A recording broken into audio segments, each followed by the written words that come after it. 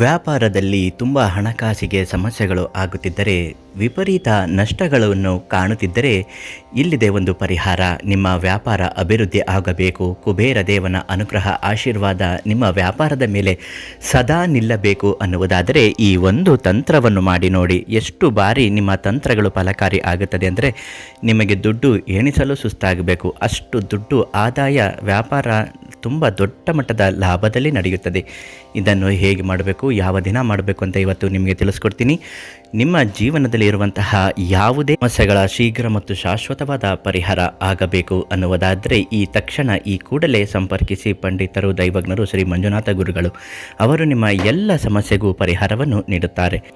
ಒಂದು 500 ಗ್ರಾಂ ಅರಿಶಿಣ, ಅದರ ಜೊತೆಗೆ ನಿಮ್ಮ ಬದುಕಿನಲ್ಲಿ ಬದಲಾವಣೆ ಆಗಬೇಕು ಅಂದರೆ 31 ಅಡಿಕೆಗಳನ್ನು ಸೇರಿಸಿ ಅದರ ಜೊತೆಯಲ್ಲಿ ಇಡಬೇಕಾಗುತ್ತದೆ. ಯಾವುದೇ ರೀತಿಯಾದಂತಹ ಸಮಸ್ಯೆಗಳಿದ್ದರೂ ಇದನ್ನು ಮಾಡ್ಕೊಳ್ಬಹುದು.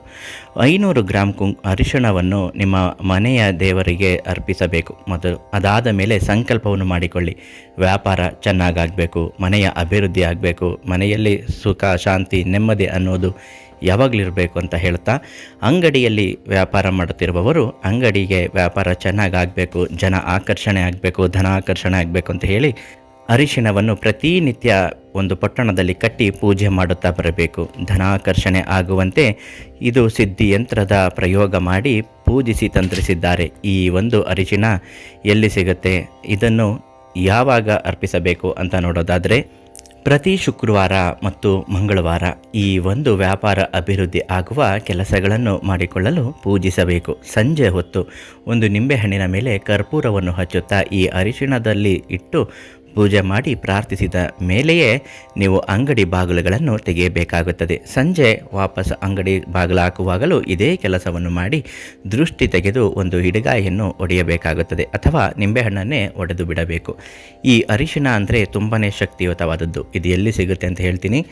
ಅದು ಶ್ರೀ ಮಂಜುನಾಥ ಗುರುಗಳಿಗೆ ಒಂದು ಕರೆ ಮಾಡಿ, ಅವರು ನಿಮಗೆ ತಲುಪಿಸಿಕೊಡುತ್ತಾರೆ. ಎಷ್ಟೋ ಜನ ಈ ಒಂದು ಅರಿಶಿಣದ ಪ್ರಯೋಗದಿಂದ ನಿಮ್ಮ ಮನೆಯಲ್ಲಿ ಬದಲಾವಣೆಗಳನ್ನು ಕಂಡಿದ್ದಾರೆ ಮತ್ತು ವ್ಯಾಪಾರದಲ್ಲಿ ದೊಡ್ಡ ಮಟ್ಟದ ಅಭಿವೃದ್ಧಿಯನ್ನು ಕಂಡಿದ್ದಾರೆ.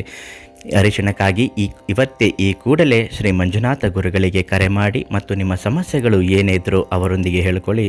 ಸಂಪೂರ್ಣವಾಗಿ ಪರಿಹಾರವನ್ನು ತಿಳಿಸುತ್ತಾರೆ.